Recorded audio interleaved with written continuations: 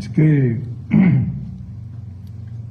बहुत छोटे मगर मेरे लिए बहुत महत्वपूर्ण कार्यक्रम में उपस्थित एसएसबी के सभी जवान भाइयों और बहनों, आप सभी को नमस्कार।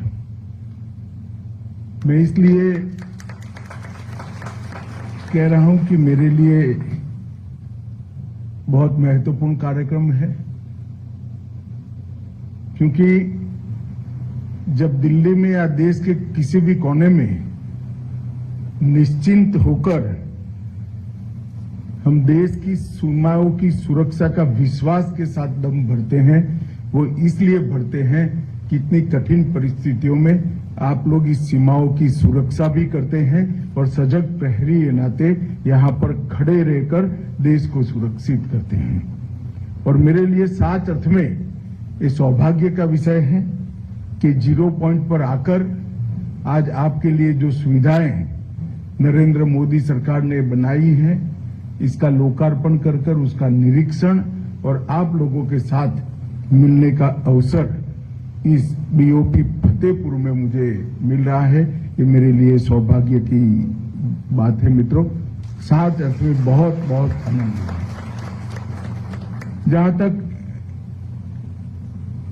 हमारी सीमाओं की सुरक्षा का सवाल है, हमारे सुरक्षा बल देश की सीमाओं की सुरक्षा करते हैं। कई बार जब जरूर पड़ती है तो कानून और व्यवस्था की स्थिति में भी वो नागरिकों का मदद करते हैं।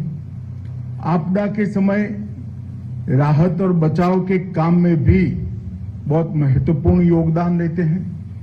और देश के लोकतंत्र की सुरक्षा के लिए जब जो चुनाव होते हैं, वो चुनाव आयोग के तत्वाधान में निष्पक्ष हो, इसके लिए भी हमारे सुरक्षा बल का बहुत बड़ा योगदान होता है।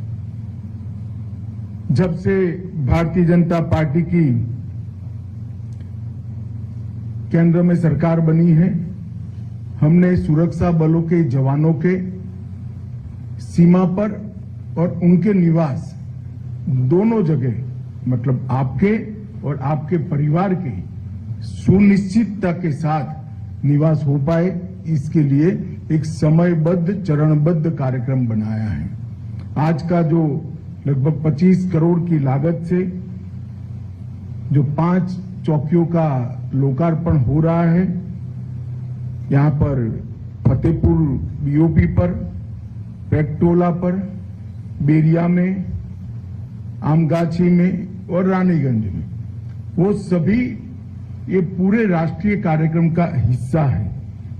क्योंकि मोदी सरकार हमारे प्रधानमंत्री जी के नेतृत्व में मानती है कि जो लोग अपने जीवन काल का स्वर्णिम काल देश की सुरक्षा के लिए सीमा पर बहुत दिक्कतों वाली जीवन जीकर निकालते हैं, उनकी सुविधाओं का ख्याल रखना ये भारत सरकार का कर्तव्य है और भारत सरकार ने इसको करना चाहिए।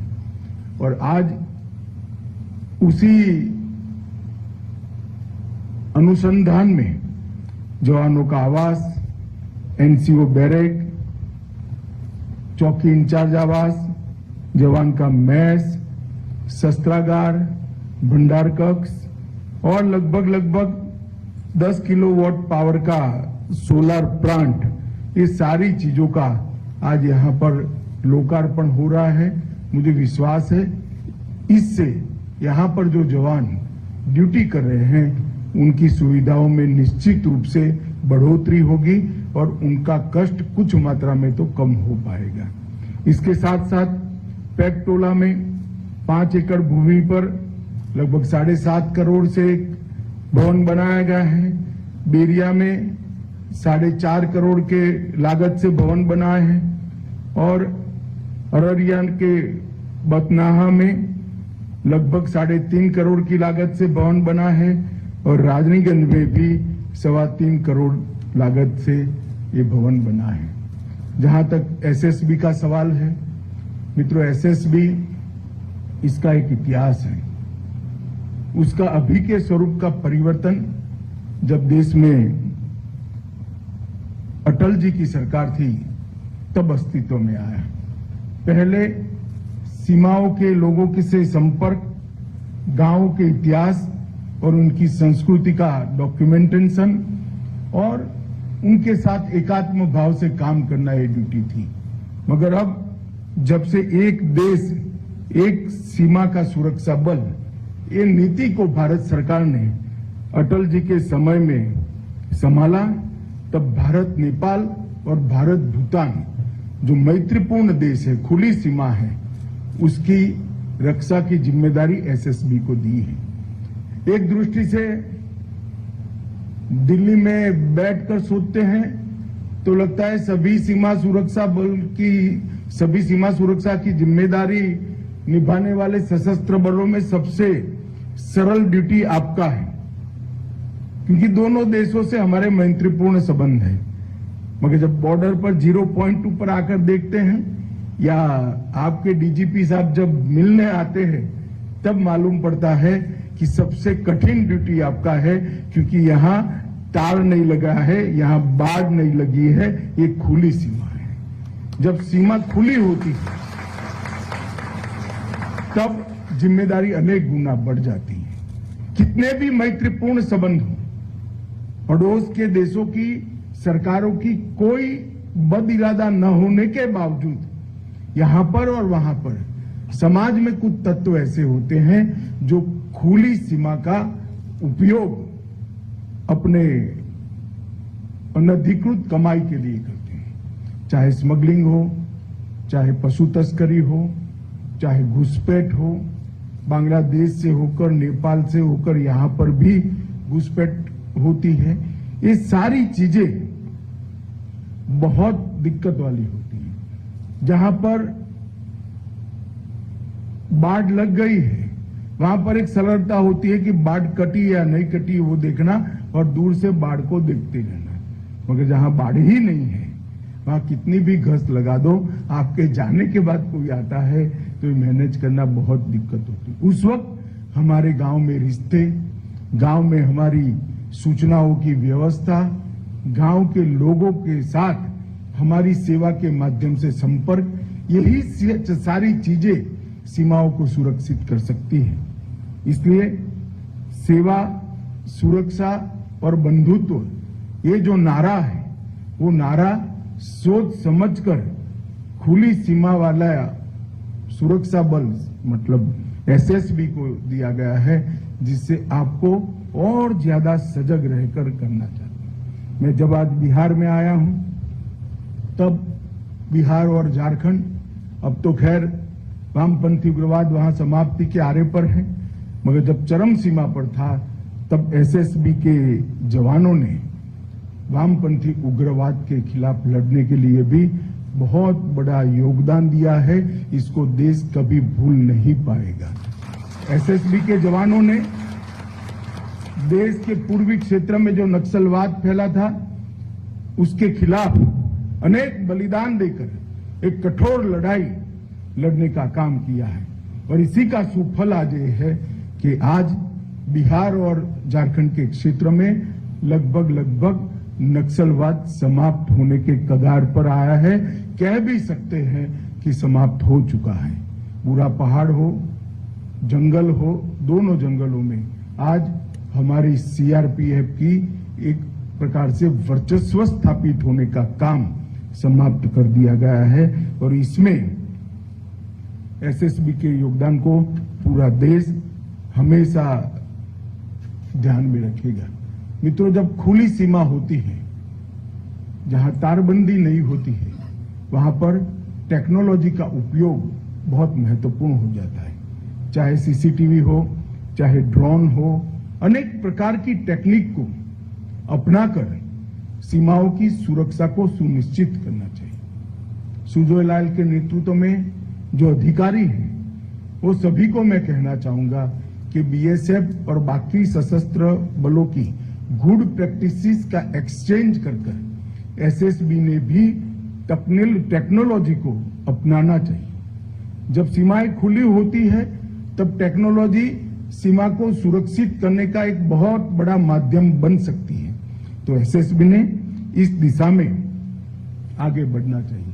मैं एसएसबी के जवानों को एक और बात के लिए भी बहुत बहुत बधाई देना चाहता हूं, क्योंकि जब 2019 में गृह मंत्रालय ने वृक्षारोपण का निर्णय किया, तब अपने लक्ष्य को सबसे पहले समाप्त करने वाले सशस्त्र बलों में हमारा एसएसबी सबसे आगे है। अभी मोदी जी के नेतृत्व में आजादी का अमृत महोत्सव मनाया, हर घर तिरंगा अभियान लिया, खास कर सीमांत क्षेत्र के गांवों में राष्ट्रभक्ति की भावना को और प्रदीप्त करने का हमने लक्ष्य रखा था। 10 लाख तिरंगे एसएसबी के जवानों ने घर घर जाकर वितरित भी किए और उसको फहराने का प्रयास। इससे निश्चित रूप से आपका ही काम सरल हो। जिसके घर पर आप तिरंगा लेकर आए हो, जिसने फहराया है, इसके साथ एसएसबी का एक अटूट रिश्ता बनता है और सूचनाओं के आदान प्रदान में वो रिश्ता हमेशा के लिए आप काम आएगा। मैं आज एसएसबी के सभी जवानों को इस मौके पर अनेक अनेक अभिनंदन देना चाहता हूं, क्योंकि इतनी बड़ी 2 राष्ट्रों से जुड़ी हुई सीमा को आप बड़ी कर्तव्य निष्ठा के साथ और राष्ट्रभक्ति के साथ आप इसकी सुरक्षा कर रहे हैं। और आपका इलाका जो एसएसबी का है वो सिलीगुड़ी कॉरिडोर के नजीक है। ये हमारे देश के लिए बहुत संवेदनशील क्षेत्र है।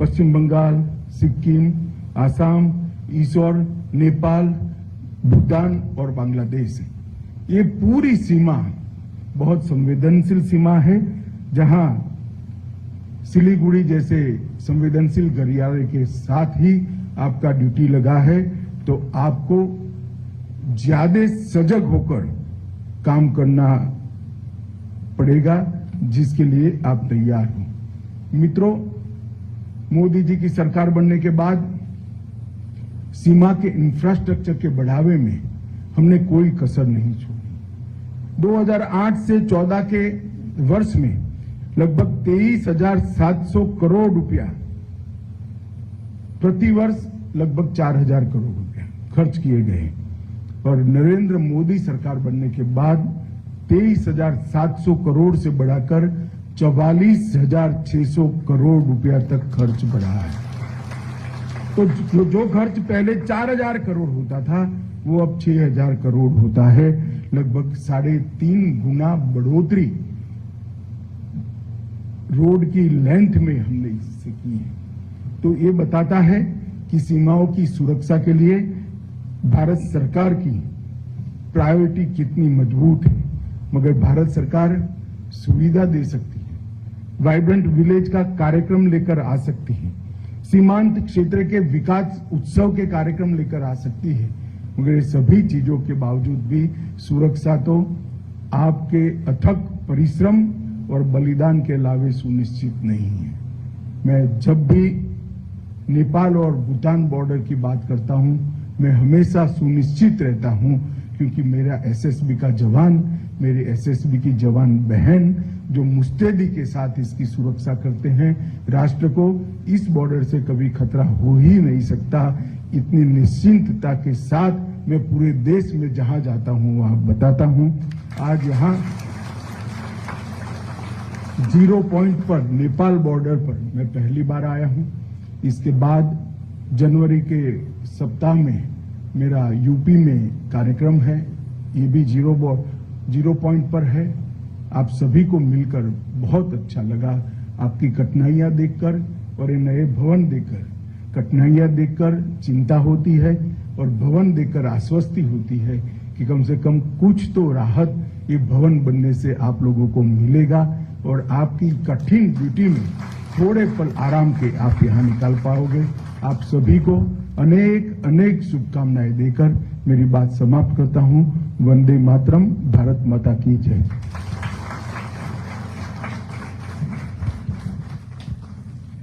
धन्यवाद महोदय।